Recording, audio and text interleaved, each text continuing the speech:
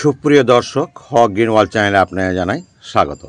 Thumbnail এবং title দেখেই বুঝতে পেরেছেন কোন গাছের ভিডিও করছি। হ্যাঁ বন্ধুরা, এটা হচ্ছে জিনিয়া। জিনিয়া ফুল যতই আমি এর প্রশংসা করি না কেন ততটাই কম। এত সুন্দর ফুল এবং সারা বছর প্রায় ফুল পাওয়া যায় এমন গাছ খুব কমই সংখ্যায় আছে। তো তার মধ্যে কিন্তু একদম টপ 10-এর মধ্যে পড়বে এই জিনিয়া। এর এত কালার ভ্যারিয়েশান, নিদেন পক্ষে 10-12টি কালার আছে। তবে যাই হোক, আমি 4টি কালার সংগ্রহ আমার রয়েছে। তার মধ্যে কেউ কারো থেকে কম নয়। হলুদ বলুন, গোলাপি বলুন, কিংবা একটুখানি কমলা বলুন, কিংবা লাল বলুন, যেটাই বলুন না কেন কেউ কারো থেকে কম নয়। আরও বেশ কয়েকটি কালার আছে, আমি আগামীতে নিশ্চয়ই কালেকশন করব। কালার যাই হোক, এদের পরিচর্যার ধরন কিন্তু একই রকম। তো বন্ধুরা, আমি শুধু এটুকুই বলবো, এখন তো আপনার চলছে শীতকাল। যতটা ধীরে ধীরে গরম এগিয়ে আসবে, মানে মোটামুটি ফেব্রুয়ারির মিডিলের পর থেকে যখন গরম শুরু হবে, এই গাছে ফুলের সংখ্যা কিন্তু তখন একেবারে ভর্তি হয়ে যাবে। একই সঙ্গে 20-25টা ফুল যখন গাছে ফুটবে, তখন আপনি কিন্তু এই গাছের দিকে নজর আপনার যাবেই। এখান থেকে নজর আপনি এড়াতেই পারবেন না।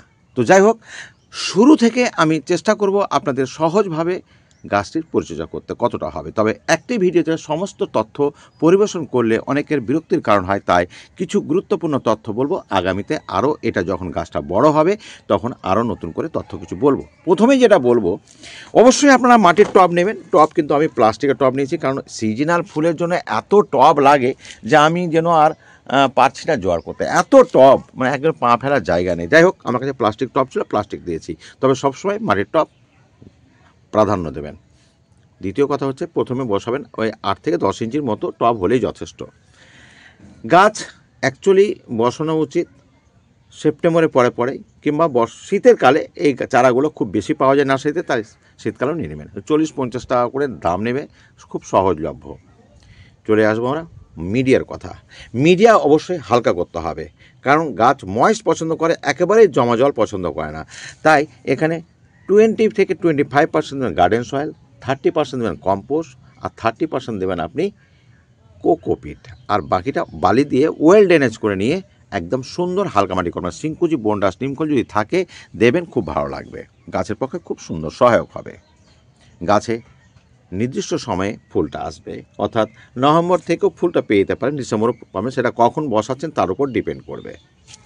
ফুল আসলে ফুল বেশ কয়েকদিন একই রকমভাবে গাছে থাকে, এটা একটা পজিটিভ সাইড। গাছ অবশ্যই রোদযুক্ত জায়গায় রাখতে হবে, কারণ আমি আগেই বলেছি এটা গ্রীষ্মকালে মারাত্মক ফুল ফুটে এবং বর্ষার পরে এত বেশি ফুল ফুটে যে আপনি না দেখলে আপনি বিশ্বাস করতে পারবেন না। আশা করি নিয়মিত আমাকে ফলো দিয়ে আমার পাশে থাকবেন, তাহলে এই গাছের পরিচর্যা সম্পর্কে আপনি তথ্য পেতেই থাকবেন এবং ফুল দেখলে আপনি সত্যিই সংগ্রহ করার ইচ্ছে জাগবে আপনার মনে।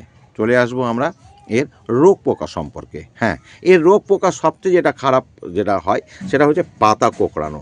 বন্ধুরা, পাতা কোঁকড়ানো রোগ হলেও আমি কিন্তু আপনাদের দেখাতে পারছি না, কারণ নিয়মিত 15 দিন অন্তর কাকা স্প্রে করবেন যদি আপনি জৈবিকভাবে করেন, অথবা ইমিডাক্লোপিড আপনি দিতে পারেন আপনি 20 দিনে বা 4 সপ্তাহ পর পর প্রয়োজন মতো। তবে খুব বেশি হলে আপনি 10 দিনেও একবার দিতে পারেন। আর একদম যদি কিছু না থাকে গাছে, মানে আমার মতো, এই দেখতে পাচ্ছেন ফ্রেশ একদম পাতা কোঁকড়ানো, এর গাছের মারাত্মক অসুখ হচ্ছে পাতা কোঁকড়ানো। এটাকে সারাতে পারলে আপনি ফুল প্রচুর পেয়ে যাবেন। ইমিডাক্লোপিড দেবেন।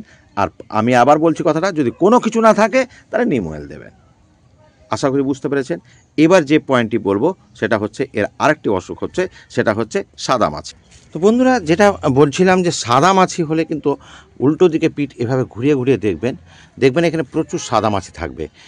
আমার নেই, কিন্তু মারাত্মক হয় এই গাছকে অ্যাটাক করার জন্য। তো এটার ক্ষেত্রে আমি যেটা ব্যবহার করে থাকি, ট্রাইলক। অ্যাকচুয়ালি আপনাদের যদি ব্র্যান্ড নেম বলি তাহলে সমস্যা পড়বেন। ডাইনোটিফুরান যে দেখতে পাচ্ছেন WSG 20%, এইটা সাদামাছির জন্য অত্যন্ত ভালো। তো আপনি যে কোনো ব্র্যান্ডের পেস্টিসাইড দোকান যাবেন, যে সাদামাছির জন্য মাত্র 1 ml করে বা 1 গ্রাম করে লাগে। 5 গ্রামের এটা প্যাকেট, আপনার 1 গ্রাম করে পার লিটারে দেবেন। বিশাল রেজাল্ট আছে। তো দুটো রোগ বললাম, একটা হচ্ছে আপনার সাদামাছি আর একটা হচ্ছে পাতা কোঁকড়ানো। ইমিডাক্লোপিড এমনিতে আপনারা জানেনই, তাছাড়া আপনার কাকাটা যদি হাতের কাছে রাখেন সবচাইতে ভালো, পিজিআর হিসাবে খুব ভালো কাজ করে। তো বন্ধুরা, যেটুকু বললাম সেটুকু তো আপনারা ফলো করবেন। আর আগামীতে এই গাছের সৌন্দর্য নেওয়ার জন্য, আনন্দ নেওয়ার জন্য, উপভোগ করার জন্য, ফুলটি কত সুন্দর হয় সেটা দেখার জন্য অবশ্যই আমাকে ফলো দিয়ে রাখবেন। আর ইউটিউব থেকে দেখলে অবশ্যই আপনারা সাবস্ক্রাইব করে দিয়ে আমার পাশে থাকবেন। আশা করি আপনাদের ভালো লাগবে। বন্ধুরা, আজ এতটুকুই বললাম।